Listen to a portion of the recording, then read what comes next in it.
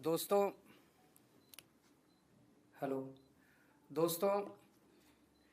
पिछले कई दिनों से मैं दिल्ली की बिगड़ती कानून व्यवस्था का मुद्दा उठा रहा हूँ। पिछले खासकर 2-3 साल में दिल्ली में कानून व्यवस्था बहुत ज़्यादा बद से बदतर होती जा रही है। मैं दिल्ली का एक नागरिक हूँ, दिल्ली का मुख्यमंत्री रह चुका हूँ, लोगों में जाता हूँ, लोगों से मिलता हूँ। लोग इसको लेके बहुत चिंतित हैं। दिल्ली के लोग दहशत के माहौल में जी रहे हैं। उन्हें पता नहीं कि कब किसके साथ क्या हो जाएगा। तो पिछले कुछ दिनों से कई दिन मैं कुछ नहीं बोला। मुझे लगा स्थिति सुधर जाएगी और ये एक ऐसा मुद्दा नहीं है जिस पे राजनीति होनी चाहिए।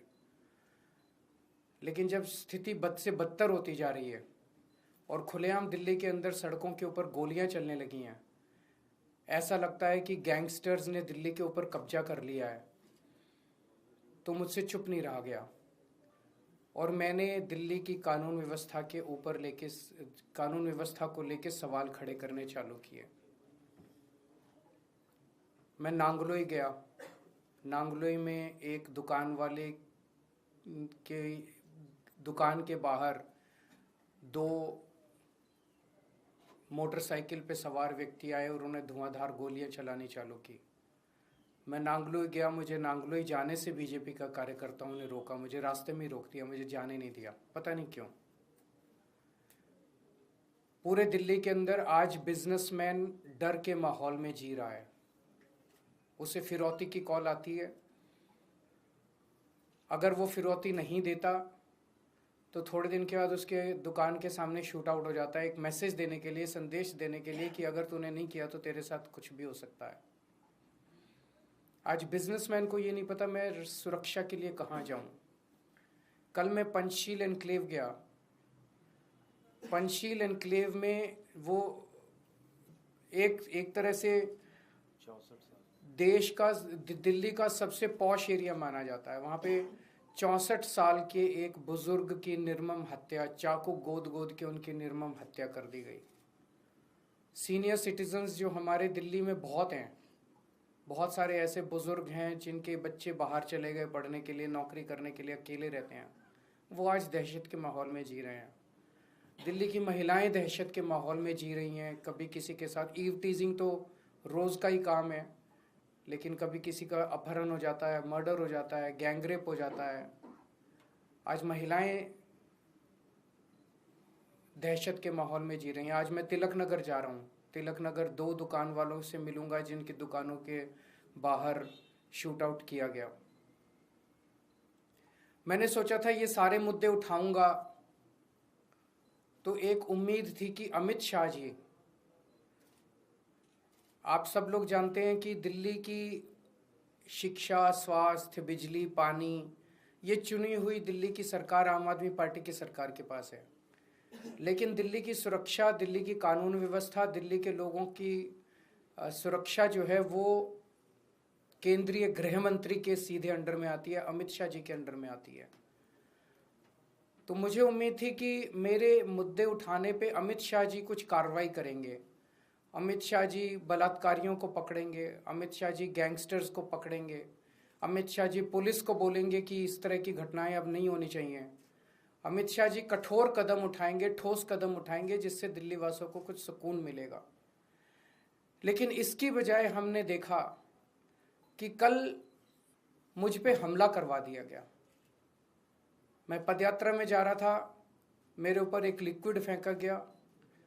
वो लिक्विड हार्मलेस था, लेकिन वो हार्मफुल भी हो सकता था।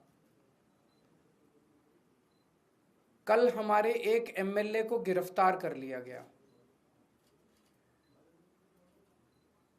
उस एमएलए का कसूर ये था कि वो एमएलए भी इस किस्म के गैंगस्टर्स का विक्टिम था।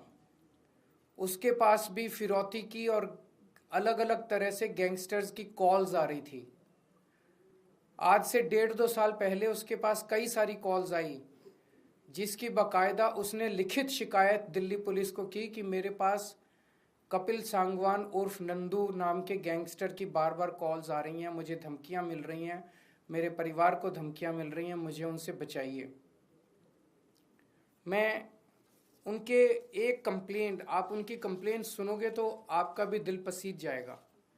जो उन्होंने पुलिस को कंप्लेन की है, मैं उस कंप्लेन के कुछ हिस्से पढ़ के सुनाना चाहता हूँ। ये कंप्लेन उन्होंने की है धालीवाल साहब, जो कि स्पेशल कमिश्नर ऑफ पुलिस हैं, उनको कंप्लेन की है। सब्जेक्ट है complaint against Shri Kapil Sangwan alias Nandu of Nandu gang and his brother for extending threats of life for the purpose of extortion. इसमें वो लिखते हैं ऑन 23 मई 2023, आज से 1.5 साल पहले, I received a WhatsApp call from mobile number so and so and also from mobile number so and so from a person who introduced himself as Kapil Sangwan alias Nandu of Nandu gang, and in the said call he threatened to follow his commands and dictates, failing which he will kill me and my family. To instill serious fear in my mind, he even disclosed the whereabouts of my son. उसने बताया कि तेरा बेटा इस वक्त यहाँ है, अगर तू हमारी बात नहीं मानेगा तो तेरे बेटे के साथ कुछ भी हो सकता। He even disclosed the whereabouts of my son who is living abroad and also disclosed whereabouts of my other family members. Since then he has called me around 35 to 40 times from the said mobile numbers for the purpose of threatening and extortion. Kapil Sangwan alias Nandu further threatened that he has been giving threats and extortion calls to his potential targets to extract money from them, for which he wants me to act as per his dictates and commands to collect money from his potential targets and hand over to his men. कि फलाने फलाने लोगों से तू पैसे इकट्ठे करके ला और मेरे को हैंड ओवर कर। Since I refused to do so and disconnected his phone, Kapil Sangwan has given WhatsApp call to me number of times and has been pressing for his above said illegal demands and dictates, and has finally conveyed in his last call that he has started extortion calls using my name also. In planning of extortion from his potential targets, Kapil Sangwan wants me to contact his potential targets to convey message of extortion for demand of money and to collect extortion money from his targets. He has also been threatening that if I further refuse to do so, he will instruct his gang members to eliminate me and my family. I have clearly refused to follow the said illegal dictates and have finally decided to bring the matter to your knowledge to protect the potential targets from the illegal acts of said persons. बड़ी लंबी चिट्ठी है, मैंने कुछ portions पढ़ के सुनाया। MLA Naresh Balyan Kapil Sangwan उर्फ नंदू का विक्टिम है। वहाँ से उनको इस तरह की कई धमकियाँ आई और उन्होंने, ये मैंने एक ही चिट्ठी पढ़ी है, उन्होंने कई चिट्ठियाँ दिल्ली पुलिस को लिखी कि इसके ऊपर कार्रवाई की जाए, मुझे लगातार धमकियाँ आ रही हैं। उस पर कार्रवाई करने की बजाय कल दिल्ली पुलिस ने नरेश बालियान को गिरफ्तार कर लिया। कल मेरे ऊपर हमला कराया गया। हमारा कसूर क्या था? हमारा कसूर था कि हम लोग दिल्ली की बिगड़ती हुई कानून व्यवस्था की बात उठा रहे थे। कल नरेश बालियान की गिरफ्तारी से अमित शाह जी ने दिल्ली की जनता को क्या संदेश दिया है? उन्होंने सीधा सीधा संदेश दिया है कि अगर तुमने कंप्लेन करने की कोशिश करी, अगर तुम्हारे साथ कुछ भी होता है और तुमने कंप्लेन करी, तो तुम्हें ही, तुम्हारे ऊपर हमला भी कराया जा सकता है, तुम्हें गिरफ्तार भी किया जा सकता है। कंप्लेन करने की हिम्मत मत करना। ये सीधा सीधा मैसेज है। गैंगस्टर्स को क्या संदेश दिया अमित शाह जी ने? कि मैं हूं तुम्हें बचाने के लिए, चिंता मत करना। कोई कंप्लेंट आएगी, कंप्लेनेंट की ऐसी तैसी कर देंगे, कंप्लेन करने वाले की ऐसी तैसी कर देंगे, तुम चिंता मत करना, मैं बैठा हूं गृह मंत्रालय में तुम लोगों को बचाने के लिए। कौन बचाएगा फिर लोगों को? लोग किसके पास जाएंगे? लोग किसके पास कैसे शिकायत करेंगे फिर लोग? मैं अमित शाह जी से कहना चाहता हूं कि अगर आपके अंदर हिम्मत है तो आप इन गैंगस्टर्स को गिरफ्तार करके दिखाइए। बच्चा बच्चा दिल्ली का जानता है कि दिल्ली के अंदर कौन कौन गैंगस्टर्स ऑपरेट कर रहे हैं। अगर हिम्मत है तो उन गैंगस्टर्स को गिरफ्तार करके दिखाइए।